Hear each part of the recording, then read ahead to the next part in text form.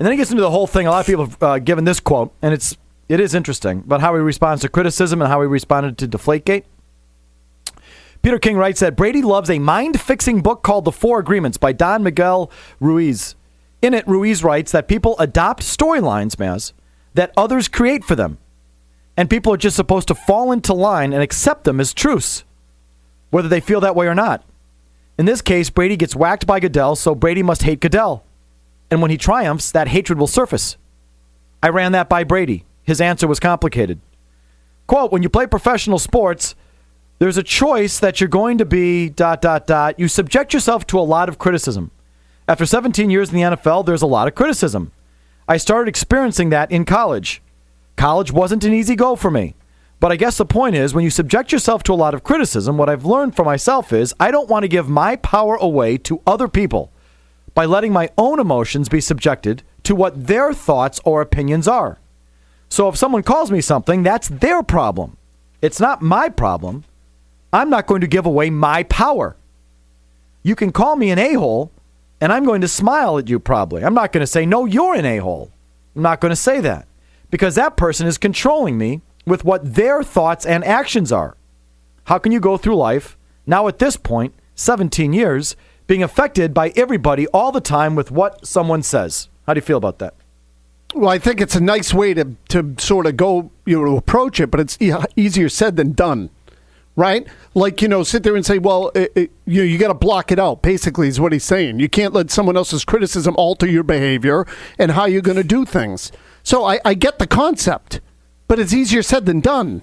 I tend to believe that he believes it, though. And the way that he articulated it, I hear that, or the way I read it, that's a guy that's spent time with a sports psychologist or a therapist. Like, he's regurgitating what he has had to repeat to himself for years and years and years. Okay, but here's the other thing.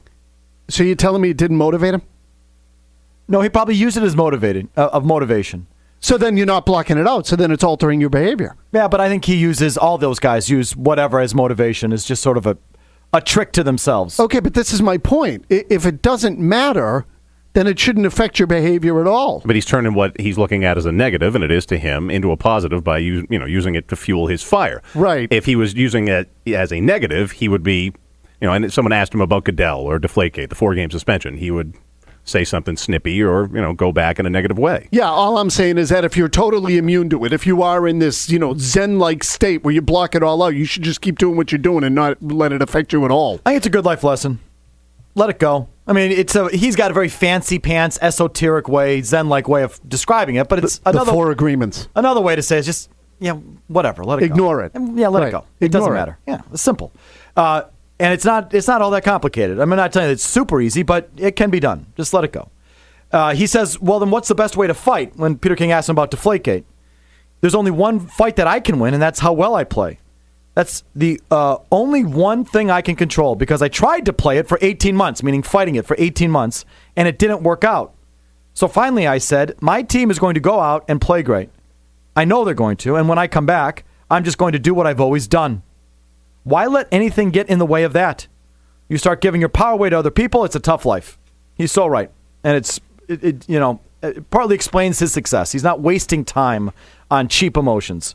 And so that doesn't surprise me that he says it. It is a fruity sort of way of saying it. That book, I bet, is insufferable. I bet the book is absolutely painful. The 4 agreements. Another way to say it is just let it go. The Monday morning quarterback asks him. Or F off. Yeah, just whatever. Talk to the hand, whatever. However you say that. The Monday morning quarterback asks him, think it's likely you'll pay every year with the Patriots for the rest of your career? He answers, that's an impossible question because I don't make those choices. King asks him, would you like to? Would you like to play the rest of your career with the Patriots? He says, of course. I don't ever want to play for another coach. I don't want to play for another owner.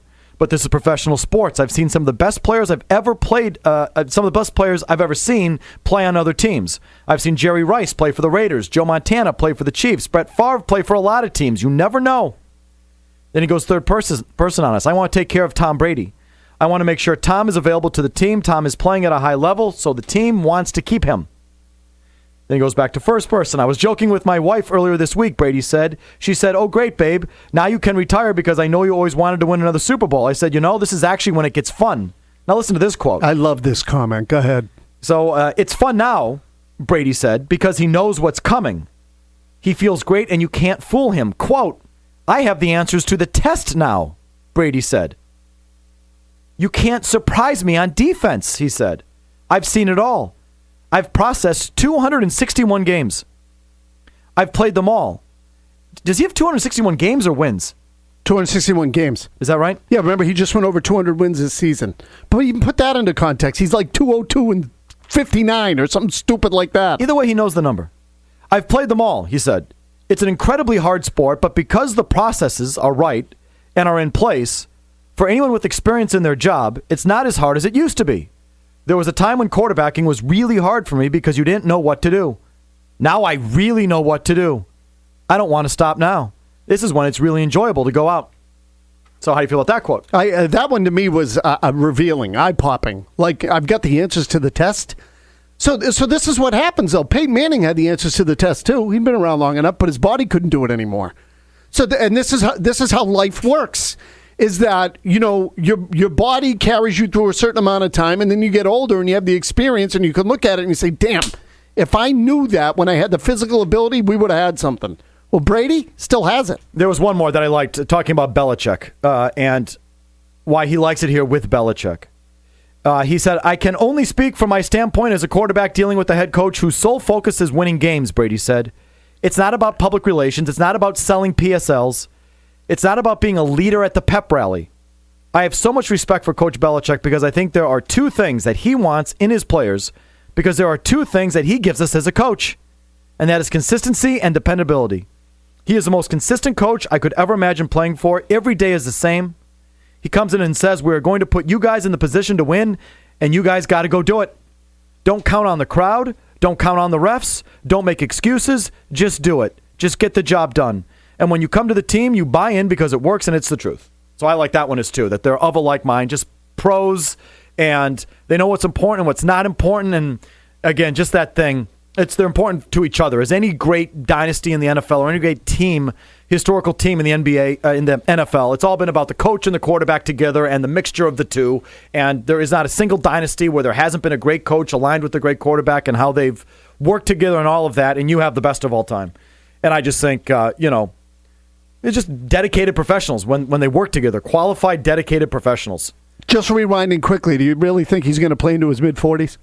I'm not going to doubt him. Until the body fails his mind, I'm the same way. I'm not going to doubt him. I hear that quote that, I have the answers to the test. I mean, there's no bigger Pat's porn than that.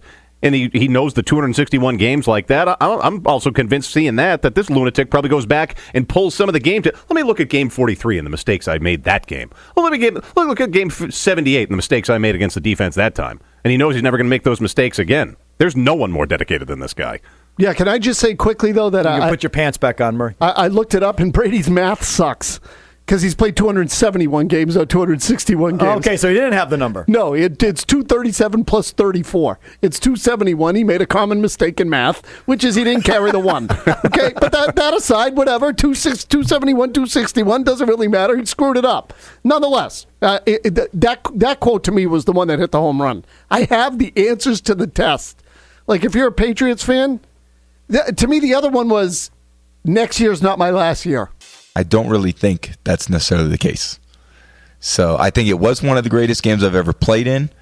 But when I think of, an interception return for a touchdown, some other missed opportunities in the first 37, 38 minutes of the game, I don't really consider playing a good, quarter and a half plus overtime as, one of the best games ever. But it was certainly one of the most thrilling, for me, just because of so much was on the line, and it's just it ended up being an incredible game.